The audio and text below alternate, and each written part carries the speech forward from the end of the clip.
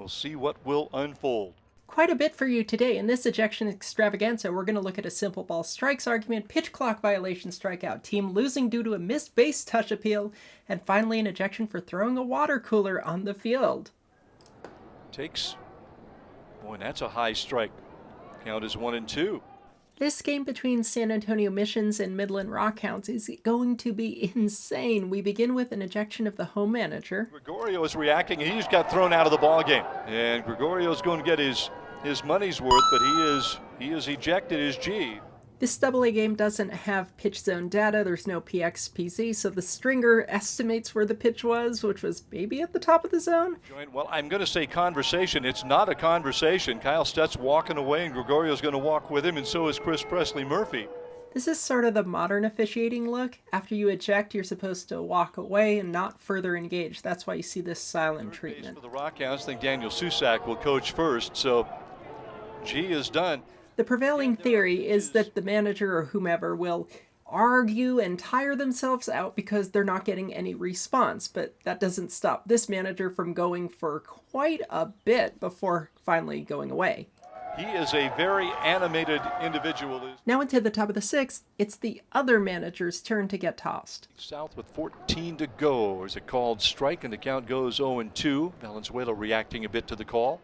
After strike two, the batter backs out of the box, but no one at any point signals time, which means 7 seconds later. Now we have a pitch clock violation on the hitter, and he is out on strikes. With no runners on base, that's a 15-second pitch clock. The batter must be in the box and alert to the pitcher at 8. The batter is not and gets called for an automatic strike. This is the second strike. Luke Montz is going to get tossed.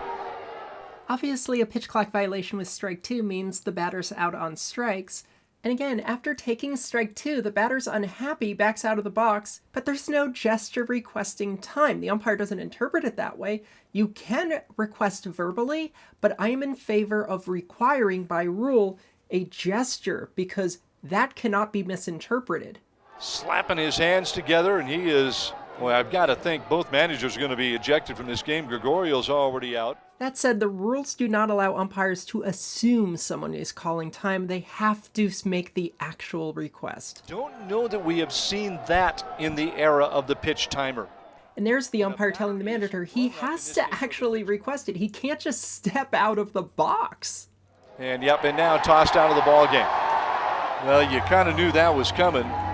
This game has had some strange stuff. Oh, we're not done yet. In the bottom of the ninth, 4-2 mission, so the home team needs 3 runs to win this game. There are 2 out. Sandridge swinging. There's a high fly ball to left field. This is high. This is deep. This ball is gone! You might think they just won the game with that 3-run home run, but wait. Mobbed at the plate. The Rockhounds have walked this game off. Say hello again to the base-touching ghost. Still at home saying someone didn't step. And he's out! Oh my God! We've done so many videos on this very issue this year. What's so hard about touching your base? Don't know what the missions are arguing about. There is still a discussion, and the umpires are talking amongst one another. The important part here about the appeal for a missed base touch, if the violation occurs during a play which ends a half inning, the appeal must be made before the defensive team leaves the field. Look where the team is when the coach tells them to appeal. A night on which we have seen so much going on. Cooper Bowman with a... The defense is in all different places. When are they considered to have left the field? Answer: when the pitcher and all infielders have left fair territory on their way to the bench or clubhouse. It looks like some players indeed have left fair territory, but the pitcher is still on the grass. That makes this team still eligible to appeal. Umpire gives the pitcher the ball. They'll put it in play, and the defensive team will appeal. It was something of an appeal, and I'm not sure. Oh my goodness, an appeal has just been granted. San Antonio just won this ball game. The appeal alleged that R1 failed to touch third base, which makes this 5-4 score a 4-3 score final. Darrell Kennedy is going to lose his mind. San Antonio has won this game on a base running appeal. Just to clarify what's going on, Clark was the runner at first. He missed third base, which means his run and the batter's run, because there are 2 outs, do not count. That takes the 2 runs off the board from a 5-4 score to make it a 4-3 score. Only the run from third counts. Got to be careful there. Denzel is absolutely furious. They're going to have to keep him away from the umpire.